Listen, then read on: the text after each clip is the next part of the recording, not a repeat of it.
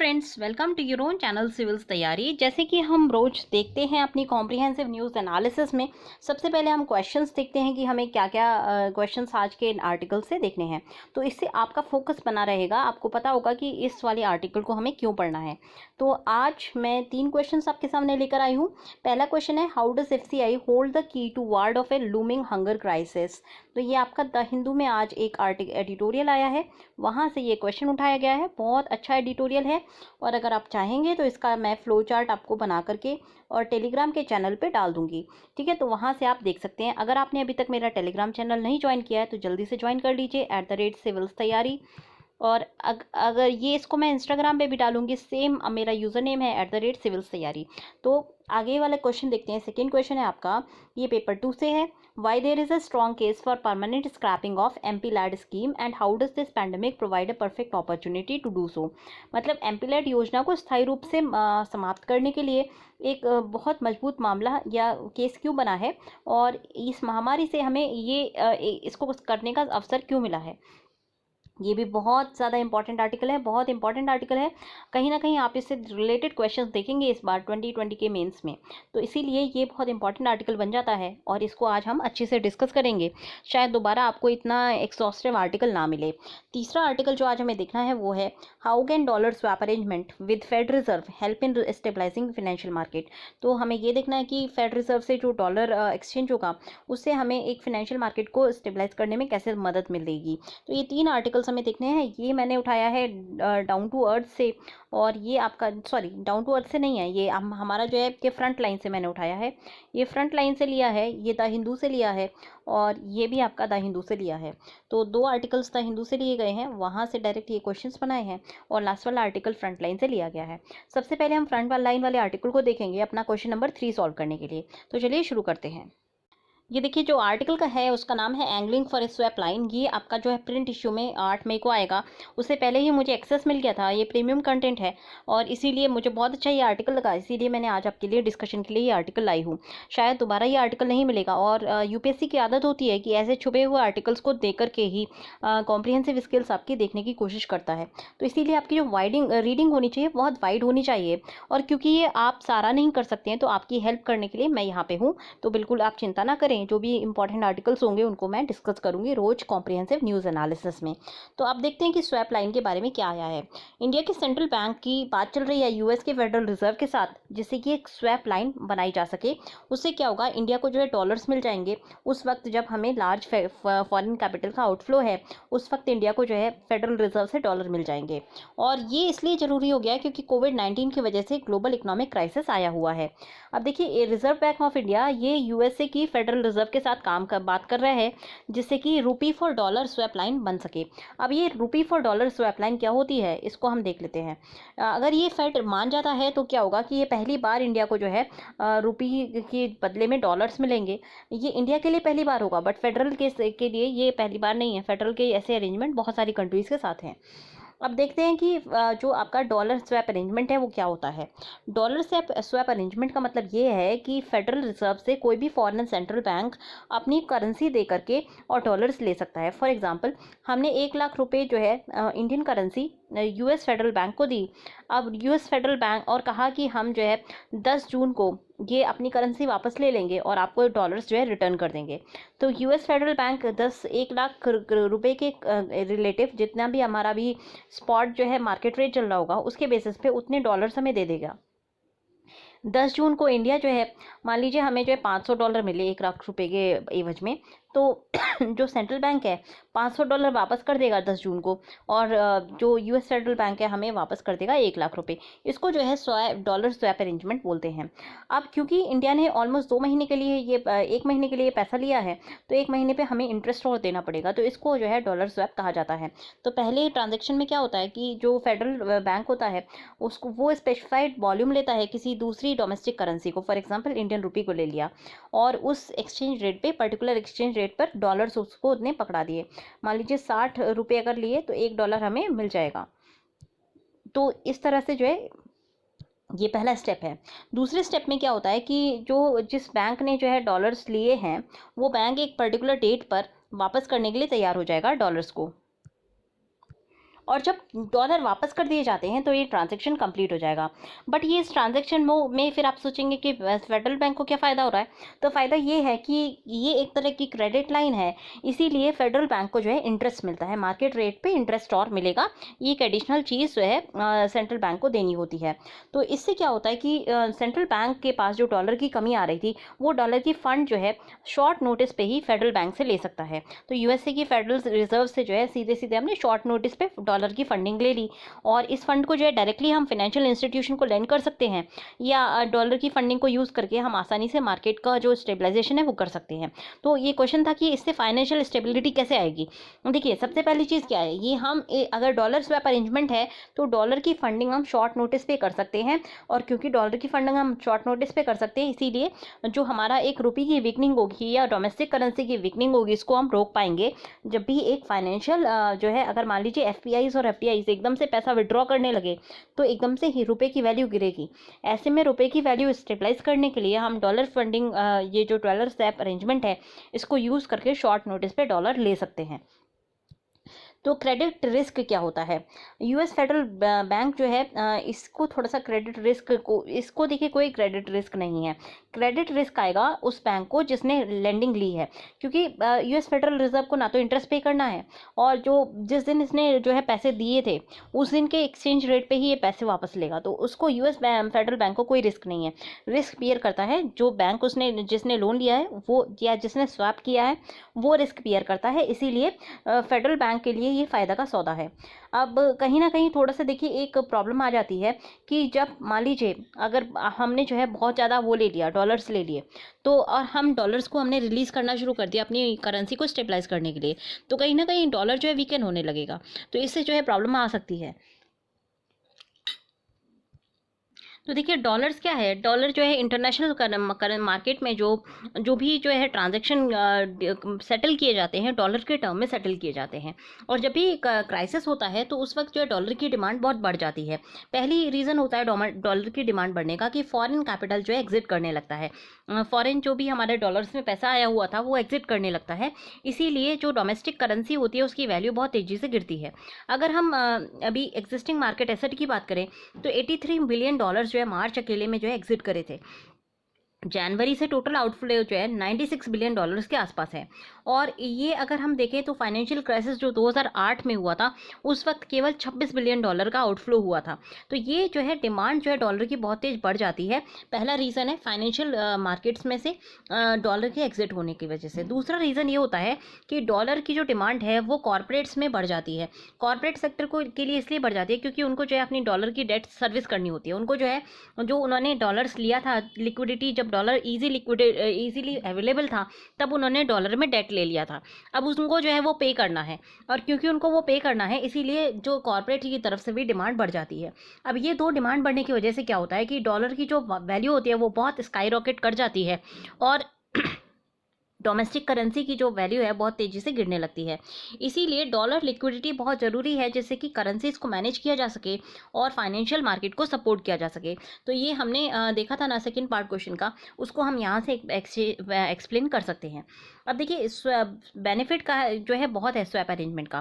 पहली चीज़ ये है कि स्वैप अरेंजमेंट से जो है फाइनेंशियल मार्केट को स्टेबलाइज किया जा सकता है, क्योंकि एक आज का जो ग्लोबलाइज वर्ल्ड है ऐसे में मार्केट्स एक दूसरे से कनेक्टेड है। अगर कोई भी प्रॉब्लम एक मार्केट में आती है तो वो इसका स्पिल ओवर इफेक्ट बाकी मार्केट्स में भी पड़ता है। तो इसीलिए डॉलर स्वैप अरेंजमेंट से ये जो इस पे मार्केट का फाइनेंशियल मार्केट की स्टेबिलिटी हम मैनेज कर सकते हैं। इसीलिए जो डॉलर स्वैप अरेंजमेंट है यूएसए ने बहुत सारे बैंक्स के साथ शुरू किया था। उसमें से बैंक ऑफ कनाडा है, बैंक ऑफ इंग्लैंड है, बैंक ऑफ जापान है, यूरोपियन सेंट्रल बैंक है और स्विस नेशनल बैंक है। इन 5 बैंक के साथ बिगनिंग में जो है डॉलर स्वैप अरेंजमेंट किया गया था। अब अगर हम कोविड की बात करें तो कोविड के टाइम पे और कुछ बैंक्स को जो है डॉलर स्वैप अरेंजमेंट का एक पैक्ट किया गया है। उन बैंक में से 2 तरह के बैंक्स हैं। कुछ बैंक्स को जो है 60 बिलियन डॉलर की को दिए गए हैं। उन बैंक्स का नाम है Reserve Bank of Australia, Banco Central do Brasil, Bank of Korea, Banco de Mexico, Monetary Authority of Singapore और स्वीडन का सिवरेज रिस्क बैंक। इन सभी बैंक्स को जो है 60 बिलियन डॉलर का जो है डॉलर स्वैप अरेंजमेंट किया गया है अभी कोविड-19 की वजह से, और कुछ बैंक्स को 30 बिलियन डॉलर्स दिए गए हैं। इन बैंक्स का नाम है central bank of Denmark, central bank of Norway, और सेंट्रल बैंक ऑफ न्यूजीलैंड। तो इनके साथ जो है $30 बिलियन का अरेंजमेंट किया गया है। तो इस अरेंजमेंट के साथ साथ आप इमर्जिंग मार्केट जैसे कि ब्राज़ील, साउथ कोरिया, मेक्सिको और यूरोपियन नेशन के मार्केट जैसे कि डेनमार्क, स्वीडन, इन सबको जो है क्राइसिस के टाइम पे जो है डॉलर स्वैप अरेंजमेंट दिया गया है। इंडिया की बात करें तो अभी इंडिया की नेगोशिएशन चल रही है, इंडिया को अभी डॉलर स्वैप अरेंजमेंट फाइनलाइज नहीं हुआ है। देखिए पास्ट में क्या होता था, जब भी कोई फॉरेन क्राइसिस होता था, फॉरेन एक्सचेंज की कोई भी स्कार्सिटी होती थी, तो कंट्रीज जो है आईएमएफ के पास जाती थी। अब आईएमएफ के पास जाने से क्या होता था कि एक तो टाइम लगता था, दूसरी चीज़ क्या है, आईएमएफ जो है के पास जाने से कंडीशनलिटीज़ आ जाती थी। तो ऐसे में आईएमएफ एक सेफ ऑप्शन नहीं होता था। अब अगर डॉलर स्वैप अरेंजमेंट हो जाता है तो उससे एक तो शॉर्ट नोटिस पे आपको पैसा मिल सकता है, दूसरी चीज़ कोई कंडीशनलिटी आपके ऊपर नहीं लगती है। इसीलिए इंडिया जो है एक्सेस करने की कोशिश कर रहा है, जैसे कि इंडिया को लार्ज कैपिटल आउटफ्लोज के वक्त जो है बेनिफिट मिल सके, और जब भी पोर्टफोलियो से एग्जिट करती हैं, डेट फंड या इक्विटी फंड से फॉरेन पोर्टफोलियो इन्वेस्टर एग्जिट करते हैं, और तो उसमें जो है हम फाइनेंशियल मार्केट को स्टेबलाइज करने के लिए डॉलर स्वैप अरेंजमेंट को यूज़ करके अपनी फाइनेंशियल मार्केट को बचा सकते हैं। इसीलिए इंडिया कोशिश कर रहा है कि डॉलर स्वैप फंड यूएसए के साथ हो सके। अगर यूएसए के साथ dollar exchange fund swap fund नहीं होता है तो फिर इंडिया को आईएमएफ के पास जाकर के करेंसी लेनी होगी, और आईएमएफ के पास जाके अगर करेंसी लेता है तो ऐसे में क्या होगा कि हमारे ऊपर कंडीशनलिटीज़ आ जाएंगी, और इसीलिए ये इंडिया की कोशिश है कि इसको जो है डॉलर स्वैप फंड के थ्रू फंडिंग मिल जाए। दूसरा ये है कि अगर फंड नहीं मिलता है तो कहीं ना कहीं इंडिया का केस स्ट्रांग होगा कि हम आईएमएफ को से ये डिमांड करें कि आप एसडीआर जो स्पेशल ड्राइंग राइट्स हैं इनको इंक्रीज़ कर दीजिए, जिससे कि इंटरनेशनल लिक्विडिटी जो है सभी मेंबर्स को बिना किसी कंडीशन के अवेलेबल हो सके। तो ये ही इंपॉर्टेंट था आज के आर्टिकल में। बाकी कुछ चीज़ें बीच में पढ़ने वाली हैं, वो बहुत ज़्यादा आपकी डिटेल के लिए नहीं है, वो आपकी इकोनॉमिक ऑप्शनल के लिए इंपॉर्टेंट है। जीएस के पॉइंट ऑफ व्यू से आपको इतना ही समझना था। आई होप आपको अच्छे से समझ में आ गया होगा। इसका जो फ्लो चार्ट है वो मैं अभी आपको दिखा देती हूँ, जिससे कि आपको और बेहतर तरीके से समझ में आ जाए। अब देखिए डॉलर स्वैप होता क्या है। डॉलर स्वैप में फॉरेन बैंक जो है क्या करता है, वो अपनी डोमेस्टिक करेंसी को डॉलर्स पे सेल करता है और स्पॉट एक्सचेंज रेट पे, फिर उसके एक स्पेसिफाइड डेट के बाद वो जो है अपनी करेंसी को बाई बैक कर लेता है, और उसके बदले में वो जो उसने डॉलर्स लिए थे उनको रिटर्न करता है और इंटरेस्ट पे करता है। और फेड रिजर्व क्या करता है, वो फॉरेन करेंसी को परचेज कर लेता है और डॉलर को एक्सचेंज कर लेता है, फिर बाद में वो डॉलर्स को बाई बैक कर लेता है और स्पेसिफाइड पीरियड के बाद ये बाईबैक करता है और इंटरेस्ट भी ले कमाता है। अब डॉलर स्वैप में जो है आपने क्या क्या चीज़ें देखी, किन किन कंट्रीज़ के साथ डॉलर स्वैप की ऑप्शन है। 2013 में 5 कंट्रीज़ को मिली थी, इंग्लैंड, जापान, यूरोप की सेंट्रल बैंक को, स्विस नेशनल बैंक को और बैंक ऑफ कनाडा को। अभी फिलहाल कोविड की वजह से किन किन कंट्रीज़ को मिली है, $60 बिलियन की मिली है ऑस्ट्रेलिया को, ब्राज़ील को, कोरिया को, मैक्सिको को, सिंगापुर को और स्वीडन को, और $30 बिलियन की मिली है डेनमार्क को, नॉर्वे को और न्यूजीलैंड को। ये चीज़ें ज़्यादा इंपॉर्टेंट हैं और फाइनेंशियल स्टेबिलिटी से आती है, जिससे क्योंकि जो एक स्कैरसिटी हो रही है, कमी फ्लाइट जो होती है डॉलर्स की, उसको जो है स्टेबलाइज करने में डॉलर स्वैप से मदद मिलती है। शॉर्ट टर्म में हमें जो है ज़्यादा पैसा मिल सकता है और आईएमएफ के पास जाने की ज़रूरत नहीं पड़ती, तो कंडीशनलिटीज़ भी नहीं आती हैं। इसीलिए डॉलर स्वैप का अरेंजमेंट एक बहुत अच्छा अरेंजमेंट होगा अगर इंडिया के साथ हो जाता है तो अब हम नेक्स्ट आर्टिकल की तरफ पढ़ते हैं जो हमने द हिंदू से लिए हैं। तो एडिटोरियल्स में देखें तो पहला एडिटोरियल जो आज हमें देखना है वो है ऐप फॉर वन सीज़न। अब ये जो ऐप की बात की गई है, ये आरोग्य सेतु ऐप की बात की गई है, और यहाँ पे आर्टिकल में ये कहना है, इस एडिटोरियल में ये पूरा डिस्कशन ये है कि कोई भी जो ऐप होती है जिसमें प्राइवेसी के कंसर्न्स हों, उसको जो है बिना लीगल बैकिंग के मैंडेटरी नहीं बनाया जा सकता। तो सेंटर ने एक डायरेक्टिव दिया था कि जो कॉन्टैक्ट ट्रेसिंग ऐप है आरोग्य सेतु, ये कोविड को कॉम्बैट करने के लिए इसको मैंडेटरी करना होगा। और ये जो सेंटर की जो डायरेक्टिव है, ये के.एस. पुत्तासामी का जो जजमेंट है उसके अगेंस्ट जाती है। के.एस. पुत्तासामी का जो जजमेंट है काफ़ी इंपॉर्टेंट ये जजमेंट है, और आप इसको जो है अपने जीएस के पेपर्स में, स्पेसिफिकली जीएस पेपर 2 में बहुत एक्सटेंसिवली कोट कर सकते हैं जब भी प्राइवेसी का इशू आए, क्योंकि ये प्राइवेसी से रिलेटेड आपका जजमेंट था। और इस जजमेंट में ये कहा गया था कि कोई भी अगर लॉ ऑथराइज करती होगी प्राइवेसी के डेटा कलेक्ट करने के लिए, कोई भी आपका किसी पर्टिकुलर पर्सन का अगर कोई इंपॉर्टेंट डेटा, कोई सेंसिटिव डेटा कलेक्ट किया जा रहा है, तो उसके लिए एक पर्टिकुलर लॉ होनी चाहिए, और ये लेजिस्लेटिव अथॉरिटी के ऑथराइजेशन के बिना किसी भी पर्सन का कोई भी सेंसिटिव डेटा कलेक्ट नहीं किया जा सकता। अब अगर हम आरोग्य सेतु की बात करें, तो आरोग्य सेतु जो ऐप है, न केवल हमारी जो लोकेशनल डेटा है वो देख सकती है, बल्कि इसमें जब आरोग्य सेतु को आप इंस्टॉल करते हैं तो जीपीएस और ब्लूटूथ दोनों चीज़ें ऑन होनी चाहिए। इससे क्या होता है कि कहीं ना कहीं सर्वेलेंस के लिए आपकी जो लोकेशनल मॉनिटरिंग है वो की जा सकती है स्टेट के द्वारा। तो इससे जो सर्वेलेंस है वो किया जा सकता है स्टेट गवर्नमेंट के द्वारा, गवर्नमेंट्स के द्वारा। इसीलिए ये आरोग्य सेतु ऐप में बार बार जो है प्राइवेसी रिलेटेड कंसर्न्स उठते रहे हैं लोगों के द्वारा।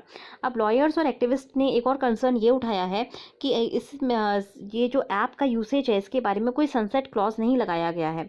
इसका मतलब ये है कि जो पर्पस है डेटा कलेक्शन का वो स्पेल आउट नहीं किया गया है क्लियरली, और इसीलिए डेटा का मिसयूज़ किया जा सकता है। पर अगर हम पॉपुलर यूसेज की बात करें तो आरोग्य सेतु काफ़ी पॉपुलर है। 75 मिलियन डाउनलोड्स ऑलरेडी क्रॉस हो चुके हैं, और गवर्नमेंट ने खुद कहा है कि बहुत सारी कंट्रीज़ जो है इम्प्लीमेंट कर रही हैं मोबाइल ऐप्स को, जिससे कि कॉन्टैक्ट ट्रेसिंग की जा सके। गवर्नमेंट्स जो है ऐप्स को यूज़ करके ऑटोमेटेड लोकेशन सर्विसेज का फ़ायदा उठा रही हैं, जिससे कि लोगों के जो कॉन्टैक्ट्स हैं ये देख सकें कि वो किसके कॉन्टैक्ट में आए हैं। इंडिया की जो है बेस्ट प्रैक्टिसेस से इंडिया को अवॉइड करना चाहिए, क्योंकि ऐसा जो कॉन्टैक्ट ट्रेसिंग ऐप है बाकी कंट्रीज़ में भी यूसेज इनका किया जा रहा है, और ऐसे में जो है बहुत सारी कंट्रीज़ के सुप्रीम कोर्ट्स ने इलीगल यूसेज के लिए गवर्नमेंट्स को वार्न किया है। जैसे कि इजराइल की सुप्रीम कोर्ट ने इमरजेंसी पावर जो गवर्नमेंट को दी गई थी ट्रेस करने की, फ़ोन लोकेशन ट्रेस करने की, उसको जो है स्ट्राइक डाउन कर दिया था। इसी तरह से ऑस्ट्रेलिया की जो ट्रैकिंग ऐप है उसने प्राइवेसी कंसर्न्स को जो है स्पार्क अप किया था, और गवर्नमेंट ने एक प्राइवेसी इम्पैक्ट असेसमेंट को रिलीज़ करना पड़ा था गवर्नमेंट को। तो ये इंडिया में भी किया जा सकता है। इंडिया में भी गवर्नमेंट के द्वारा प्राइवेसी इम्पैक्ट असेसमेंट रिलीज़ किया जा सकता है, जिससे कि सारी कंट्रोवर्सीज डाई डाउन कर जाएं। उसके अलावा जो ऐप का इंटेंशन है वो चाहे कितना भी अच्छा हो, बट गवर्नमेंट का जो रोल होता है वो गवर्नमेंट का जो एक इंटेंशन है कि वायरस का स्प्रेड रोका जाना चाहिए, ये काफ़ी सही इंटेंशन है। बट फिर भी एडवाइस यही दी जाएगी कि प्राइवेसी कंसर्न्स के ऊपर भी वो ध्यान दे, और परमानेंट मास सर्वेलेंस के रूप में इस टूल को ना यूज़ करे। इसके लिए जो है कोई लेजिस्लेटिव सेफगार्ड्स होने चाहिए, और इसीलिए ये ड्यूटी है पार्लियामेंट की, और ये ड्यूटी है गवर्नमेंट की कि वो जो है एनोनिमस डेटा कलेक्शन तो करे और उसका एक्सेस बहुत लिमिटेड करे, और इसके लिए लीगल जो है सेफगार्ड्स दे, जिससे कि अगर प्राइवेसी का हनन होता है तो लोग जो है कोर्ट्स का दरवाज़ा खटखटा सकें। नेक्स्ट हमें इशू देखना है ऑफ कोर्ट्स। ये जो इशू है वो कावेरी वाटर रिलेटेड अथॉरिटी का है। अब कावेरी एक पेरिनियल सोर्स ऑफ कंट्रोवर्सी के रूप में उभर के सामने आया है। लेटेस्ट जो पॉलिटिकल जो वहाँ पे एक पॉलिटिकल ड्रामा इरप्ट हुआ है वो तमिलनाडु में हुआ है, क्योंकि सेंटर ने 24 अप्रैल को एक नोटिफिकेशन दिया था जहाँ पे कावेरी वाटर मैनेजमेंट अथॉरिटी को यूनियन मिनिस्ट्री ऑफ जल शक्ति के बीच में जो है के अंडर में डाल दिया गया था। इसका मतलब ये है कि बहुत आपकी जो कावेरी वाटर मैनेजमेंट अथॉरिटी है वो डायरेक्टली जल शक्ति मिनिस्ट्री के अंडर में काम करेगी। बहुत सारी political parties specially the opposition party और फार्मर ऑर्गेनाइजेशन इस तरह के नोटिफिकेशन से अपसेट हैं, क्योंकि ये जो है अथॉरिटी को सेंटर के पपेट के रूप में कन्वर्ट कर देता है। और उनका ये कहना है कि जो कावेरी वाटर मैनेजमेंट अथॉरिटी है ये सुप्रीम कोर्ट के डायरेक्शन से बनी थी फरवरी 2018 में, इसीलिए ये सेंटर के किसी मिनिस्ट्री के अंदर में वर्क नहीं कर सकती, ये एक ऑटोनोमस बॉडी होनी चाहिए। ये भी आर्ग्यू किया गया था कि union ministry of water resources जो कि एग्जिस्टेंस में था, और उस वक्त इसको जो है इस अथॉरिटी को उस मिनिस्ट्री के अंडर में नहीं डाला गया था। तो इस तरह का जो सेंटर का नोटिफिकेशन है ये इलीगल है, और ये स्टेट सुप्रीम कोर्ट के डायरेक्टिव्स के खिलाफ जाता है। अब अगर हम इससे पहले जो कावेरी रिवर अथॉरिटी की बात करें तो वहाँ पे प्राइम मिनिस्टर जो है चेयरमैन थे, और चीफ मिनिस्टर जो बेसिन के थे वो मेंबर्स थे। Union ministry of water resource के पास उसका एडमिनिस्ट्रेटिव कंट्रोल था। इसी तरह से CWMA जो कि एक पार्ट टाइम इसकी बात करें तो इसका एक पार्ट टाइम हेड ही था, और चेयरमैन जो सेंट्रल वाटर कमीशन का है वो भी मिनिस्ट्री से अटैच्ड है। तो इसीलिए कहीं ना कहीं पहले भी इस नोटिफिकेशन के पहले भी ये जो अथॉरिटी है ये मिनिस्ट्री के अंडर ही थी, मतलब यूनियन मिनिस्ट्री ऑफ जल शक्ति के अंडर ही थी। और उसके अलावा 8 इंटर रिवर वाटर बोर्ड्स वो सभी जो है जल शक्ति मिनिस्ट्री के एडमिनिस्ट्रेटिव के अंडर में एडमिनिस्ट्रेटिवली काम करते हैं। तो CWMA और 4 other bodies including Krishna water management authority, फिर आपका गोदावरी वाटर मैनेजमेंट बोर्ड, ये सभी 2014 में आए हैं और इनको जो है सभी को मिनिस्ट्री ऑफ जल शक्ति के अंडर एलोकेट किया गया है।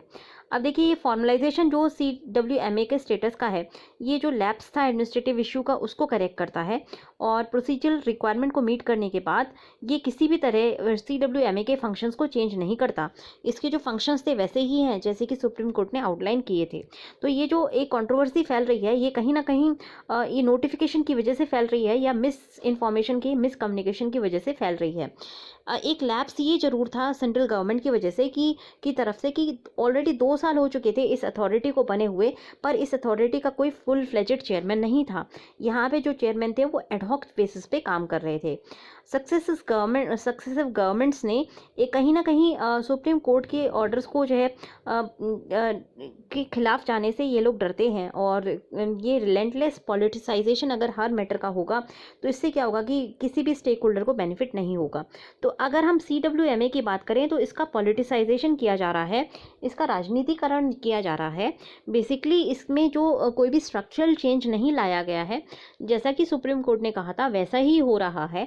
बस एक फॉर्मलाइजेशन किया गया है अथॉरिटी का और अब जो है फुल फ्लेजेड चेयरमैन मिल जाएगा। तो ये एक पॉलिटिसाइजेशन किया जा रहा है इस मैटर का और ये किसी भी स्टेक होल्डर को बेनिफिट नहीं करेगा। पार्टीज़ को ये रियलाइज़ करना चाहिए कि इलेक्टोरल गेन्स के लिए या लॉसेस के लिए वो अगर कावेरी को के ऊपर अपना स्टैंड को चेंज कर देते हैं या फिर कावेरी इशू को बहुत ज़्यादा बढ़ाते हैं, इससे कहीं ना कहीं उनकी लाइफलाइन जो है को खतरा होगा और फिर से जो है आपका ये जितना ज़्यादा आपकी ये चलेंगे, जितना ज़्यादा कंट्रोवर्सीज चलेंगी उतना ज़्यादा जो लॉस होगा वो फार्मर्स को और बाकी फार्मर ऑर्गेनाइजेशंस को होगा। तो इसीलिए पॉलिटिसाइजेशन ना करके सभी को in tandem as a team काम करना चाहिए। देखिए स्टेट हो या सेंटर हो, सभी लोग भारत का ही हिस्सा हैं और भारत को एक भारत की तरह ट्रीट करना चाहिए। ये छोटी छोटी चीज़ों पर इश्यूज़ पॉलिटिकलाइजेशन ये इलेक्ट्रोल गेन्स के लिए तो करना तो ठीक है, पर इससे जो हमारी अखंडता होती है उस पर जो है बहुत बड़ा क्वेश्चन मार्क उठता है। स्पेसिफिकली जब हम साउथ स्टेट्स की बात करें तो वहाँ पे ऑलरेडी एक ट्रस्ट डेफिसिट है, तो इसीलिए इसका इतना ज़्यादा बढ़ा चढ़ा के राजनीतिकरण करना सभी स्टेक होल्डर्स के हितों के खिलाफ है। तो नेक्स्ट आर्टिकल जो आज हमें देखना है वो है grain stockist with a role still relevant. काफ़ी इंपॉर्टेंट आर्टिकल है और यहाँ से आपका जो एक क्वेश्चन बनेगा ये GS पेपर 2 के लिए क्वेश्चन होगा। क्वेश्चन है कि in the middle of pandemic the FCI still holds the key to warding off looming crisis of hunger and starvation. तो कहीं ना कहीं FCI की जो एक अगर हम रोल देखते हैं तो FCI का एक बहुत महत्वपूर्ण रोल होगा स्टारवेशन और हंगर को कम करने के लिए। देखिए FCI के ऊपर जो है बार बार सवाल खड़े हुए हैं। कई बारी FCI को जो है फूड करप्शन ऑफ इंडिया भी कहा गया है और कहीं ना कहीं पहले क्या होता था कि चूहे वगैरह खा जाते थे स्टॉक को, ग्रेन्स को, बट बीच में क्या होता था कि करप्शन की वजह से भी स्टॉक को मूव कर देते थे लोग इधर से उधर। और इसीलिए कुछ लोगों का ये भी कहना था कि जो फिजिकल पेस्ट है उसके अलावा इंसानी चूहे भी हैं जो FCI के गोडाउन से खाना खाते रहते हैं। बट अब इस वक्त जो पैंडमिक के वक्त जो है FCI के एक बहुत बड़ा रोल उभर के सामने आया है और ये बहुत बेटर प्लेस्ड है। FCI बहुत अच्छे से प्लेस्ड है कि ये जो है हंगर और जो आपका हंगर का जो क्राइसिस है उसको अच्छे से मीट कर सके। देखिए FCI ने कंसिस्टेंटली PDS सिस्टम को मेंटेन रखा है। ये एक लाइफलाइन है वल्नरेबल सेक्शंस का और ये फूड सिक्योरिटी को ग्रांट करता है इंडिया के अंदर। इसीलिए ये जो है लूमिंग हंगर क्राइसिस और स्टारवेशन को बंद करने में बहुत अहम भूमिका निभा सकता है और उन रीजन्स में स्पेशली ये अहम भूमिका निभा सकता है जहाँ पे माइग्रेंट वर्कर्स जो है वापस लौट रहे हैं और उनके पास ना तो ज़्यादा फूड है ना ही मनी है। लॉकडाउन से पहले 77 मिलियन जो टन्स था ग्रेन का वो गोडाउंस में था FCI के पास और FCI को दोबारा जो राबी का एक रिक्वायरमेंट जो प्रोक्योरमेंट था वो शुरू करना था क्योंकि जो इस बार बम्पर हार्वेस्ट हुआ है वीट का। FCI एक बड़ा स्टोरेज क्राइसिस की प्रॉब्लम फेस कर रहा था और उसके ये चिंता थी कि अब ये जो स्टॉक आएगा इसको वो स्टोर कहाँ करेगा, क्योंकि FCI के पास जो है प्रोएक्टिव लिक्विडिटी पॉलिसी नहीं है। मतलब कि FCI जो है प्रोएक्टिवली अपने स्टॉक्स को कम नहीं कर सकता है और एक्सेस स्टॉक्स को ख़त्म नहीं कर सकता है। अब ये कंसर्न्स पूरी तरह से डिसअपियर हो गई हैं, क्योंकि बहुत सारा स्टॉक ऑलरेडी एफसीआई मूव कर चुका है। गरीब कल्याण योजना के तहत बहुत सारा स्टॉक जो है गरीब सेक्शंस को दिया जा चुका है। 13 अप्रैल 2020 के आसपास देखेंगे तो एफसीआई ने ऑलमोस्ट 3 मिलियन जो टन्स था लॉकडाउन के बाद ये मूव किया है उत्तर प्रदेश, बिहार, वेस्ट बंगाल, कर्नाटका में और नॉर्थ ईस्ट स्टेट में। इन सभी स्टेट्स की अगर में देखें तो डिमांड ने जो है सप्लाई को या स्टेट प्रोक्योरमेंट को आउटरन कर दिया था, तो इसीलिए एफसीआई को यहाँ से डिमांड फुलफिल करनी पड़ी थी। एफसीआई ने स्टेट्स को और एनजीओज को जो एनेबल किया था कि वो एफसीआई के डिपो से ग्रेन्स खरीद सकें, और इस वजह से जो आपका जो ई ऑक्शन वगैरह का जो प्रॉब्लम थी वो सॉल्व हो गई थी। अब देखिए राबी का प्रोक्योरमेंट ऑलरेडी अंडरवे है, और ऐसे में जो कंट्री एक एम्पल फूड सप्लाईज को सिक्योर कर सकती है और फूड क्राइसिस से निपट सकती है। एक्सटेंडेड लॉकडाउन्स में एफसीआई की एक यूनिक पोजीशन है, क्योंकि वो ग्रेन्स को आसानी से मूव कर सकता है एक स्टेट से दूसरे स्टेट में बिना किसी पर्टिकुलर चैलेंज के। क्योंकि देखिए अभी रेलवे ट्रैफिक, रोडवे ट्रैफिक ये सब कम है, तो ऐसे में जो क्विक मूवमेंट होगा ग्रेन का वो एफसीआई के द्वारा किया जा सकता है। पर कुछ और चीज़ें एफसीआई कर सकता है। पहली चीज़, कुछ समस्याएं हैं जहां पर एफसीआई की को जो है ध्यान देने की ज़रूरत है। पहली चीज़ ये है कि एफसीआई जो है ज़्यादा रिलायंट है रेलवे के ऊपर, तो ऐसे में उसको जो है रोड ट्रांसपोर्टेशन का वो एडवांटेज नहीं ले पा रहा है। तो कहीं ना कहीं एफसीआई को रेलवे के अलावा रोड ट्रांसपोर्ट का भी यूसेज करना होगा। 2020 में देखेंगे तो 24% जो ग्रेन मूव हुआ है एफसीआई के द्वारा वो केवल रोड से हुआ था। बाकी जो आपका 76% मूवमेंट था ग्रेन का वो एफसीआई ने ट्रेन्स के थ्रू किया था। देखिए कंटेनराइज मूवमेंट जो होता है ट्रेन्स के थ्रू वो एक अच्छा साधन है, बट उसमें जो है डिलेज हो जाते हैं, वो क्विक मूवमेंट नहीं होता है और वो लास्ट माइल तक नहीं पहुंच पाता है। तो इसीलिए कहीं ना कहीं एक बेटर स्ट्रैटेजी यही होगी कि इस वक्त जो है रोड का यूसेज किया जाए। दूसरा जो है पोजीशनिंग स्ट्रैटेजी चेंज करनी होगी। आने वाले मंथ में डिमांड जो होगा वो फूड का बढ़ जाएगा, स्पेसिफिकली डिमांड हॉट स्पॉट्स में। मतलब कुछ ऐसे एरियाज होंगे जहाँ पर डिमांड बहुत ज़्यादा होगी फूड की, तो ऐसे में प्री पोजीशन करके रखना होगा। यूएसए की पॉलिसी बनानी होगी हमें। एफसीआई को देखना होगा, मैप करना होगा कौन कौन से एरियाज हैं जहाँ पे हंगर डिमांड होगी या फूड डिमांड होगी। फॉर एग्जाम्पल वो सारे एरियाज जहाँ पे माइग्रेंट वर्कर्स वापस आ रहे हैं लौट लौट के, वहाँ पे फूड की डिमांड बहुत तेज़ी से बढ़ेगी। तो इसको जो है हम फूड हॉटस्पॉट या डिमांड हॉटस्पॉट की तरह ट्रीट कर सकते हैं, और यहाँ पे पहले ही एफसीआई प्रोएक्टिवली इन एरियाज़ में जो है ग्रेन की स्टॉकिंग करके रख सकती है, जिससे कि शिपमेंट में प्रॉब्लम्स ना आए, और एक डिसेंट्रलाइज गोडाउन का नेटवर्क जो है क्रिएट कर सकती है इस करंट कॉन्टेक्स्ट में। और स्टेट गवर्नमेंट को भी इससे जो है फूड के प्रोक्योरमेंट में मेहनत जो है सहायता मिलेगी। फिर एफसीआई जो है स्टॉक को मेंटेन कर सकती है ब्लॉक हेडक्वार्टर या पंचायत लेवल पर, जिससे कि रिमोट एरियाज़ में भी फूड प्रोवाइड किया जा सके। अब नेक्स्ट जो चीज़ है वो है आपकी सेंट्रल और स्टेट गवर्नमेंट को पीडीएस और प्रधानमंत्री गरीब कल्याण योजना के बियॉन्ड देखना होगा, और जितने भी स्टॉक्स हैं उनको एग्जिस्टिंग एलोकेशंस के बियॉन्ड जो है रिलीज़ करने की सोचना होगा, और ये जो है अपने एक्सपेंस पे करना होगा, और इसका जो बर्डन है सेंट्रल गवर्नमेंट वो स्टेट्स के ऊपर ना डाले। इसके अलावा प्री पोजिशनिंग स्ट्रैटेजी भी कर सकते हैं। इससे क्या होगा, फ्लेक्सिबिलिटी प्रोवाइड होगी लोकल गवर्नमेंट को, जिससे कि वो ग्रेन्स को एक्सेस कर सकें और जो है छोटे नोटिस पर ही ग्रेन्स को वो खरीद सकें। तो ऐसे में हमें जो है ग्रेन्स की सप्लाई पहले से ही रखनी होगी, जिससे कि शॉर्टेस्ट नोटिस पर ग्रेन्स को प्रोवाइड किया जा सके पंचायत लेवल तक। तो ये एफसीआई को देखना है, और शायद इसके लिए एफसीआई सबसे अच्छे से पोजीशन्ड है।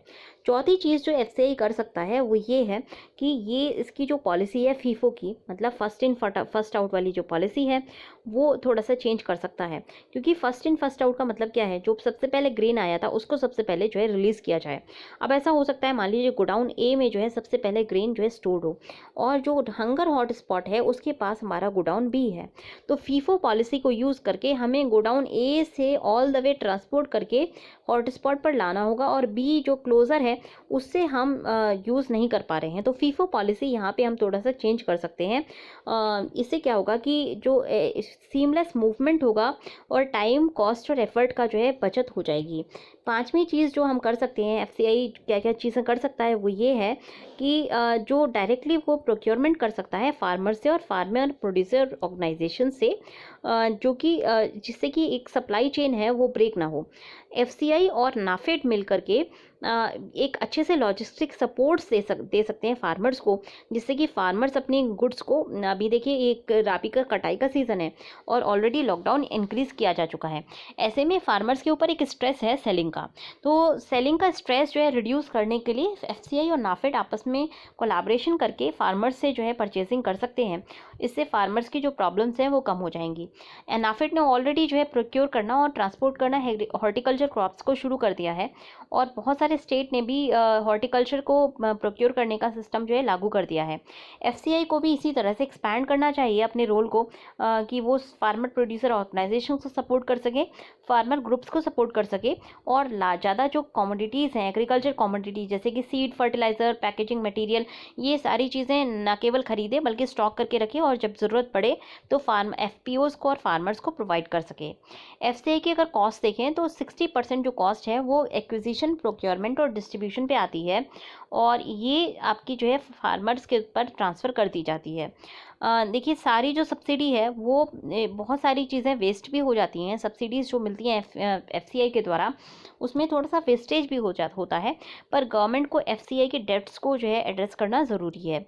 गवर्नमेंट एफसीआई की अगर बात करें तो इसके पास 2.55 लाख करोड़ का डेट है मार्च 2020 के सामने, और ये आपका नेशनल स्मॉल सेविंग फंड से लिया गया है। इसको जो है देखना ज़रूरी है क्योंकि कोई डेफिसिट यहाँ से अगर नहीं होना चाहिए, क्योंकि ये छोटे छोटे जो आपके रिटेलर्स हैं उनसे लिया गया ये लोन है, तो वहाँ से अगर एक जो डेट पोजीशन है ये अगर बेहतर होती है तो एफसीआई काफ़ी मजबूत होगा अपनी रोल को जो है एज ए फूड प्रोवाइडर के रोल को एनेबल करने में और फूड का जो प्रोक्योरमेंट है वो करने में, उसके अलावा फूड का जो मूवमेंट है वो करने में भी एफसीआई ज़्यादा जो है समर्थ होगा। दूसरा कंसर्न ये है कि सब्सिडाइज ग्रेन का जो डिस्ट्रीब्यूशन है वो कभी कभी डंपिंग कर देता है और इससे जो फूड प्राइसेस हैं लोकली वो डिप्रेस हो जाते हैं। तो ये लेजिटिमेट कंसर्न्स हैं, पर ये जो है इस इमरजेंसी सिचुएशन में इस समर के लिए ये बड़े कंसर्न्स नहीं हैं। देखिए जब पेंडेमिक खत्म हो जाएगा तब इस तरह के क्वेश्चंस दोबारा आएंगे। फिलहाल अभी नीड ये है कि एफसीआई को मजबूत बनाया जाए और एफसीआई को जो इस एक जो है ताकत दी जाए जिससे कि ये अपना जो रोल है उसको बेहतर तरीके से निभा सके, ये फूड को प्रोक्योर करके और हॉट स्पॉट एरियाज तक पहुंचा सके।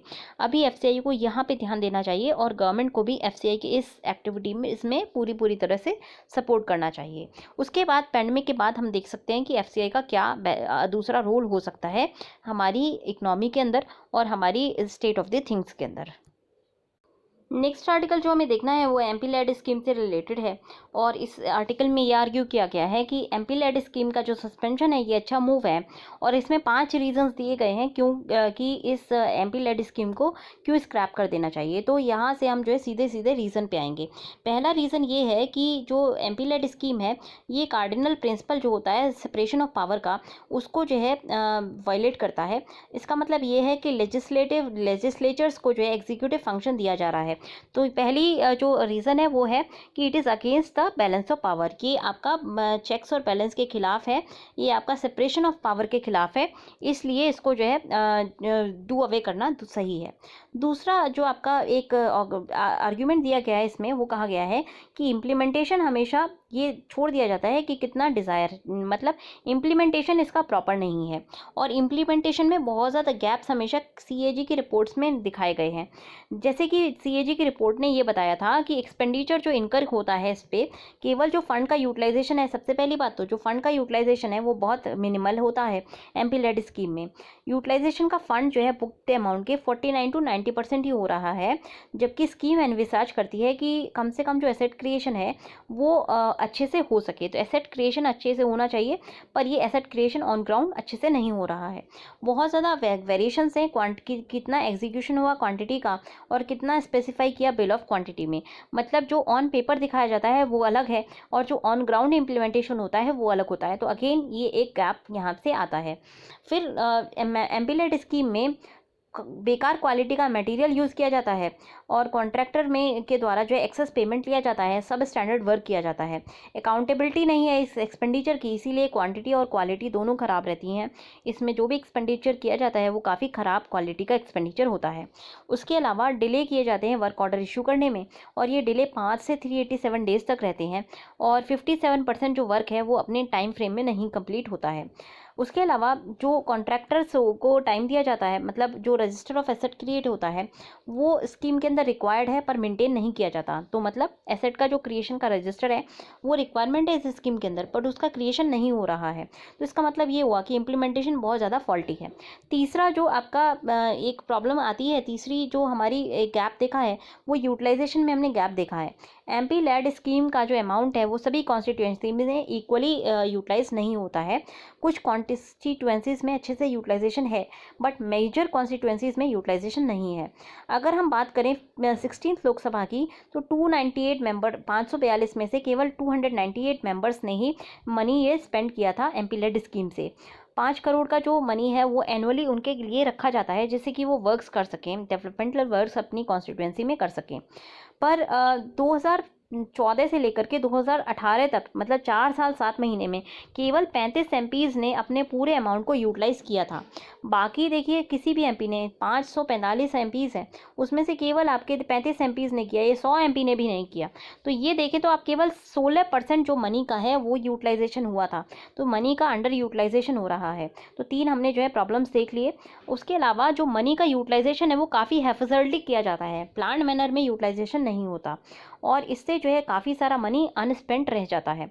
चौथा जो इशू है एमपी लेड स्कीम में वो ये है कि ज़्यादातर मनी जो है अपीज़ करने के लिए किया जाता है 2 लोगों को।